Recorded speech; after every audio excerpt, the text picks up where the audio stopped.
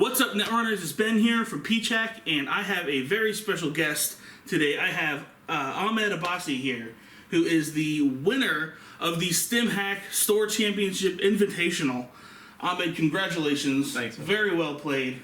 Yeah, that was great. This is actually just like not even an hour since it finished. It is 3:25 in the morning. Yeah. You're running off of like an hour of sleep at this point.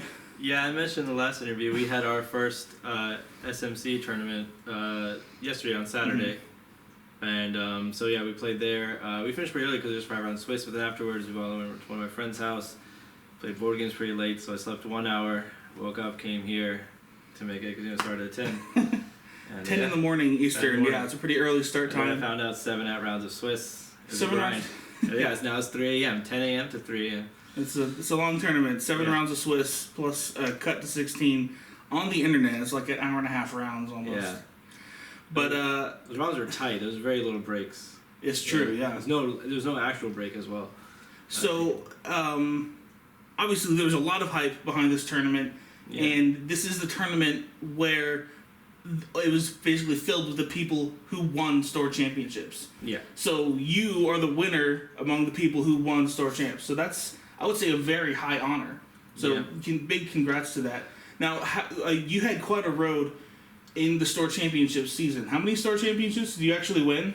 I won 4, but 3 of them were with NEH. Okay.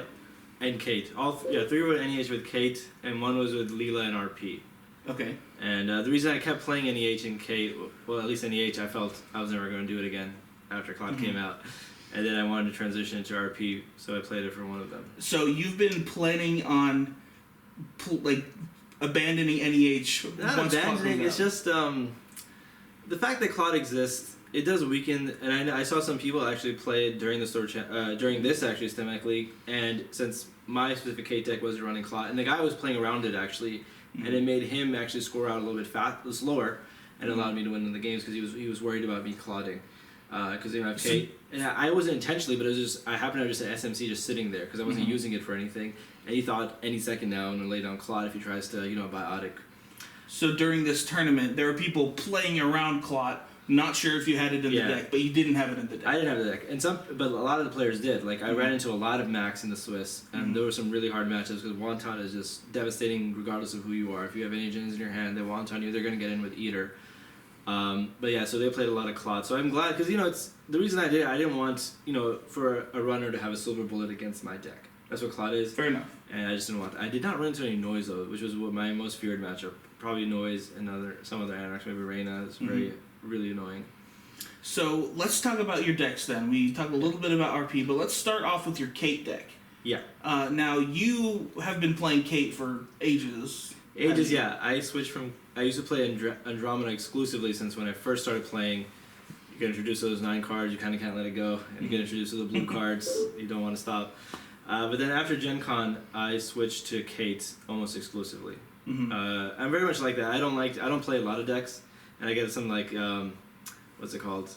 I don't know the right word for it, but I guess there's people make a little bit of jokes about it because I keep playing the same decks all the time. Because I like to tweak my decks. I don't really play a lot of IDs. I mean, there's a lot of players who I feel are more skillful than me because they are able to play a wide variety of decks. I just pick one for a little while, tweak it, try to refine it as packs come out and stuff. That's what I enjoy more. Sure. So how did you develop this Kate deck? Was it based on something in particular, or what did you do? First, I don't actually know what happened first. I started playing it right after Gen Con for sure, and then I don't know where I got my first Kate deck from, whether I got it online or wherever, but I was playing my own version, and then at Worlds, Niles, he's on StimHack as HHOO or something, I don't know how you pronounce it, but he helped me out a lot because I talked to him there, I adjusted my build, and it was different then. This was before a few packs, it was before Lady, Astrolife had just come out then, and so I played a similar version to his. It had Snowball, had the Parasites, all that stuff. But then my friend Zach Havis, who did really well at Worlds, really well at Nationals, he told me about this build, Kalimsha. I hope I'm saying that right. He's on StimHack, posts a lot, posts very regularly. He had a build of Kate. Right. And then I took that and I made some adjustments. And one of them we were talking about earlier is Cyber Cipher. For me personally, it's just I don't like that restriction of me having to scavenge it and move it around, because if you're running 2, which I see most of the lists having, you're only really threatening 2 servers at a time. So you have to pick HQ, R&D, and then or a remote. Between those, which you want. And I just didn't like that. I just felt it's not a freedom. If as Kate, I just want to be able to go where I want to go. I don't want to take an extra click to scavenge before I'll, makers or do something like that. Sure.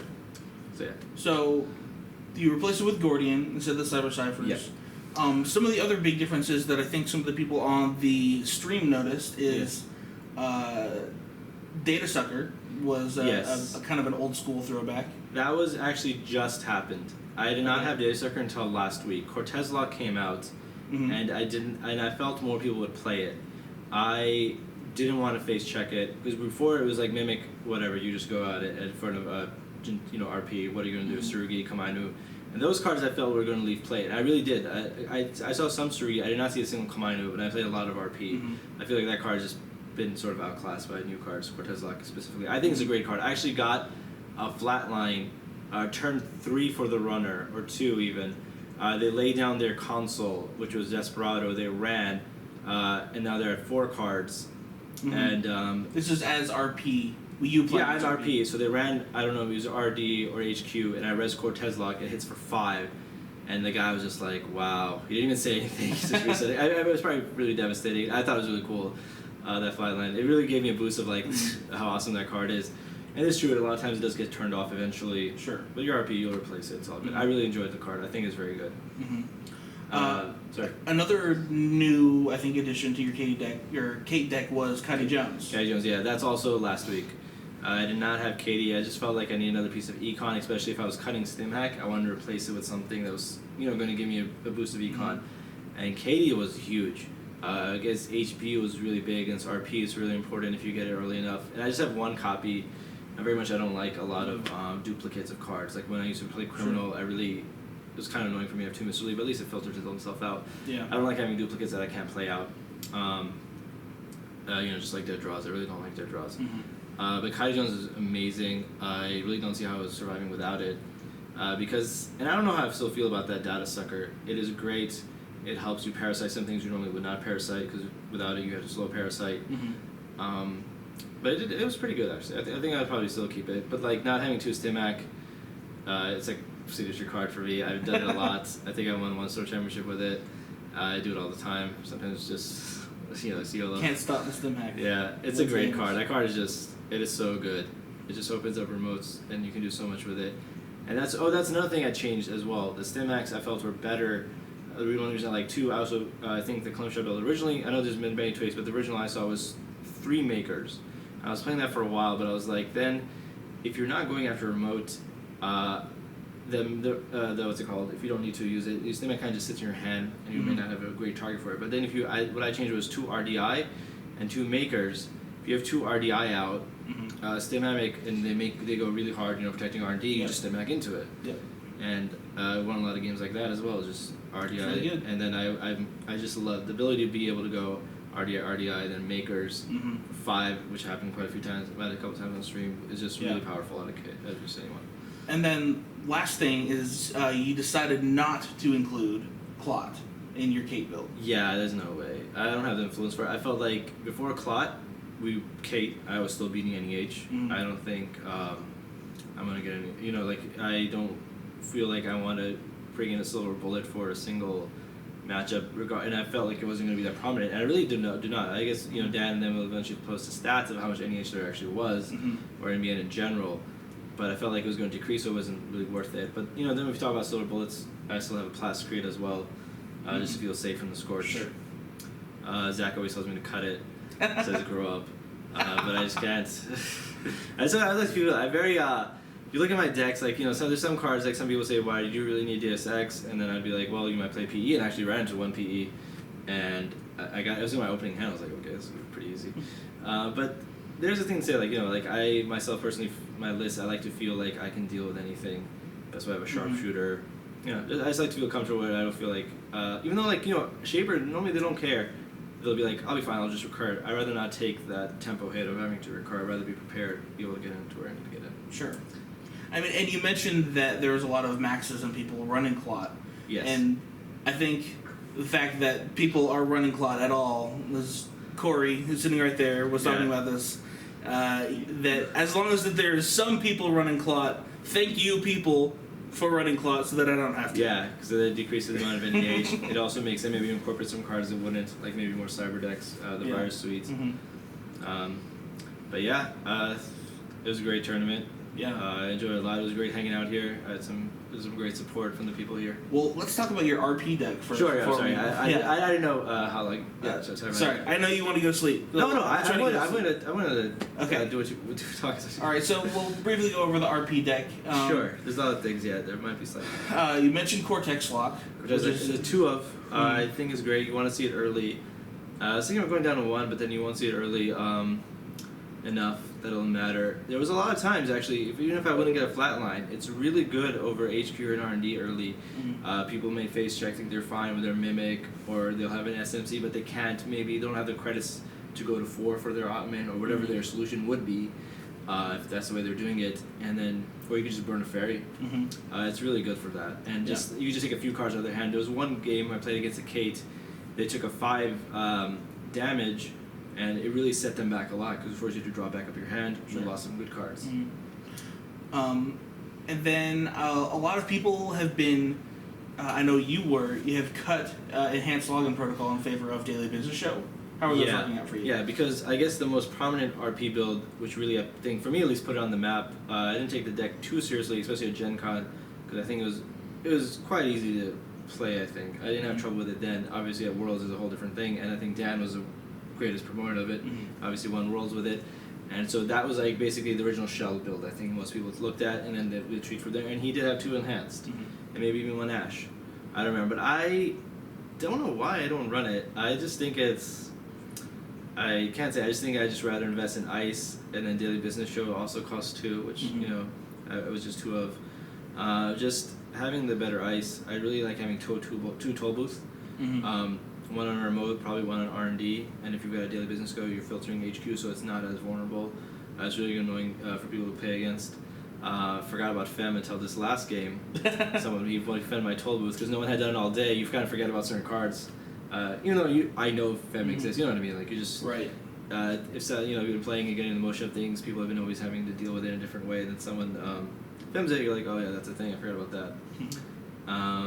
What were we talking about? So yeah, the influence. So there's that. What else is there? One more interesting thing about the RP deck that I don't know if I've seen many people play is Susanoo Nobukoto. Susan is great. Susan wins games, really. It is hard to break. It's great for your scoring mode if you've got a Caprice there and you put an agenda there, as long as you can forward res it. There are a couple times, which I've made before, I made the same mistake during Store Championships, where I wouldn't have the amount of money I thought I would have to res and play the Caprice game reliably. And especially if they ran somewhere else that I kind of wanted to res as well. Like I didn't want them to go down that. Like let's say they're going on R&D because it's fairly cheap, and I can res to really tax it, make it not as inviting. They're like, oh, now I won't go here. I'll really pressure that. I made a couple maybe misplays or maybe just try and score too early. I think that's what it is, trying to score too early. But Susan just locks things out. Originally it was an Ashigaru, and the reason that I cut that is because it'll tax Lady, but also they're also going to have Ottoman at 4. I felt if I'm going to play 9 for this, I want to be something that really drastically is going to change the way that how they're going to have to respond, how they're going to have to play their display. Because there was a lot of times I res it, and even the guy wrote like, "Wow, I don't have an answer for that." And then 2 or 3, 4 turns later, I won the game, just because it's really hard to deal with. It's a 7th straight century. Yeah, criminals they definitely have their fairies, they can do that, but even my Shaper deck, my only answer to Susan is pumping up in a 7. My Shaper deck, there's no other way for me to beat that Ice. And I think a lot of Shaper decks are like that. And there was a lot of Shaper. I think it's the most prominent one. Max has a huge problem with it because they're actually they're not really accessing cards anyway. They're gonna do that. Then regular Anarchs, I mean, they can David is probably the best thing for it. But then you usually have trouble. If they've got David that type of build, they're getting in places. Your other Ice is usually taxing enough that their mode will take care of itself. Awesome.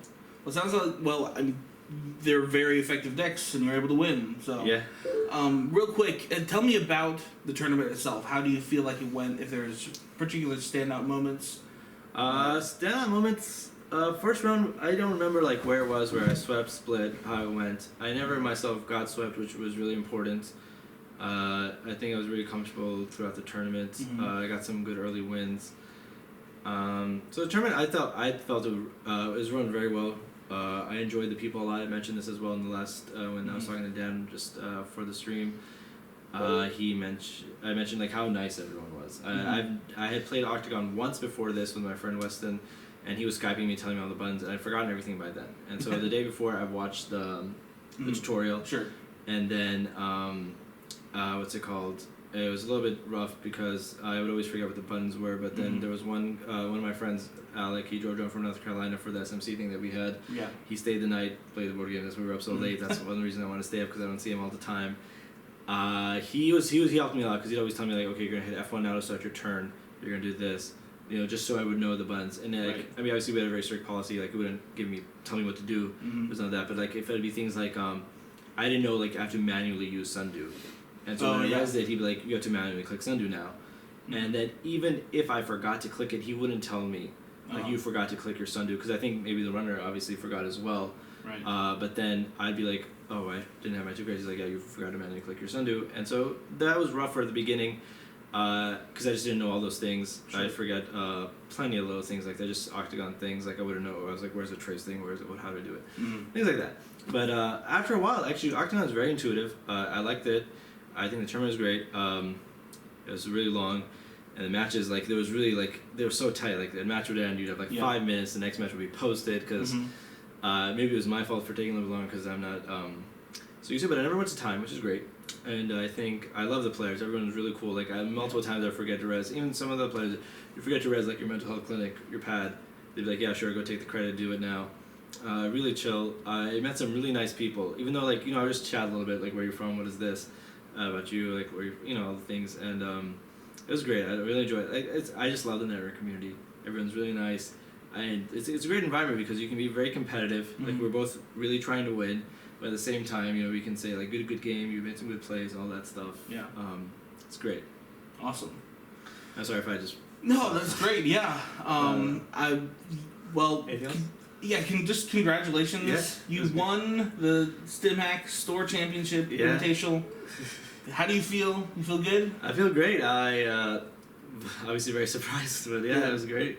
I enjoyed it a lot. Well, you did a fantastic job. I'm sure all the viewers of the stream really enjoyed it as well. Sorry, Yeah. I missed And that.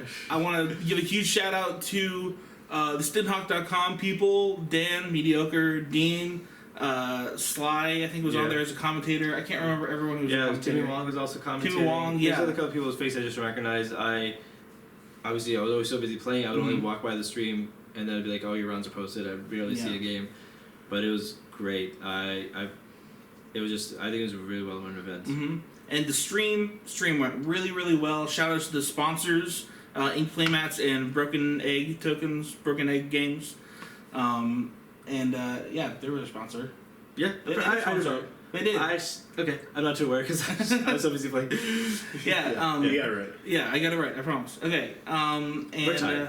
We're tired. Yeah, It's it is literally 3:43 in the morning. So, Yeah. Ahmed, I think we're gonna call it. But once again, congratulations on your Thanks. win, and I am really looking forward to seeing how things go in regional season and throughout the rest of the Southern Mega City circuit. Yeah, I'm really excited for that. I guess if you haven't looked it up, if you're in the area, Sure. definitely look up our Southern Mississippi. SMCtournament.com. We're having a basically a regional circuit of games, and the first one was yesterday. Yep. And we're having another one in a couple weeks. Yep. And the winner is gonna get a trip to Worlds. Yeah, and, it's pretty cool. Yeah. So anyway. Yeah. That's That's the things, great things about Never. Like, sorry. That's fine. It's just the fact that we can all we were making our we didn't FFG didn't do this for us. This Sure. tournament, right? Yeah. But like the players, we love the game so much. We're willing to invest some time. People are very dedicated to set this up. So if you're trying to do is just find more just having more competitive play is really great. It's just such a great game. Definitely this is my favorite LCG. Yeah. Love it. Awesome. Well, thank you everyone for watching. This has been Ahmed Abbasi. Yeah. I'm Ben from Peach Hack. Peach Hack. Logging off.